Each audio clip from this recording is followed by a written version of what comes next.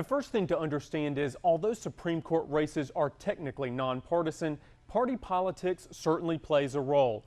Judge Lewis is a Republican, and she was planning to challenge sitting Supreme Court Justice Sherry Beasley, a Democrat.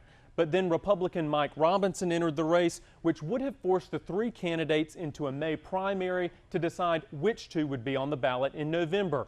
Lewis will be on the November ballot, but why not in this race? Well, there was some very careful thought and consideration about my qualifications and the seats that were available. Some would call some political gamesmanship had taken place. Can you elaborate on that at all? I would rather not elaborate on that at all. Though not explaining alleged political gamesmanship, Judge Ola Lewis acknowledges she didn't want to engage in a primary. Instead, she filed for Chief Justice against fellow Republican Mark Martin, the second highest ranking member of the Supreme Court. Because they're the only two who filed, they'll both be on the ballot in November. I'm excited about it. But some Republicans are not excited about Lewis challenging Martin, who is expected to be unopposed. We received a copy of an email from the 2nd District GOP Chair Joyce Cotton uninviting Lewis to a convention next month. Cotton wrote, "Unfortunately, you have made a last-minute decision that has deceived many of the voters across North Carolina." I did not deceive voters.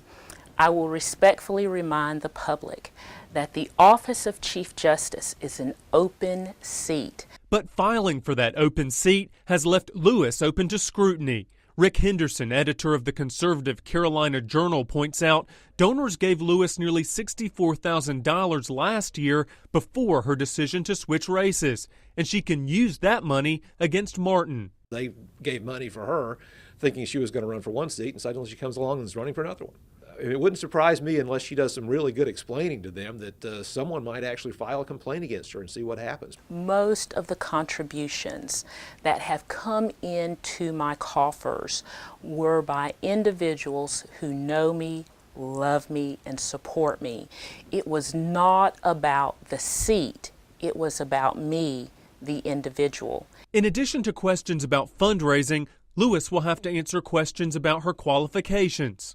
The office of Chief Justice is not a starter position. There is a steep learning curve for members of the court. I am in no way a starter candidate. I have served this great state as a judge for 21 years. Those 21 years have been on the bench in district and superior court, positions Martin says are fundamentally different from Supreme Court justice. History has shown, and recent experience would suggest, that you really want to have someone who leads the court that actually has worked on the Supreme Court and learned how it operates. According to a letter Martin provided from the Supreme Court Historical Society, no Chief Justice has been elected without first serving as Associate Justice. But Lewis stresses Martin's rise to Chief isn't a foregone conclusion. I certainly hope my opponent does not feel entitled to be Chief Justice merely because he has served on a court that continues to decline in productivity. Now, another important factor in all this, current Chief Justice Sarah Parker has to step down in August when she reaches the mandatory retirement age. Traditionally, governors appoint the senior associate justice to serve temporarily as chief. Well, in this case, that's Mark Martin, and some believe that appointment could give him an advantage going into the election.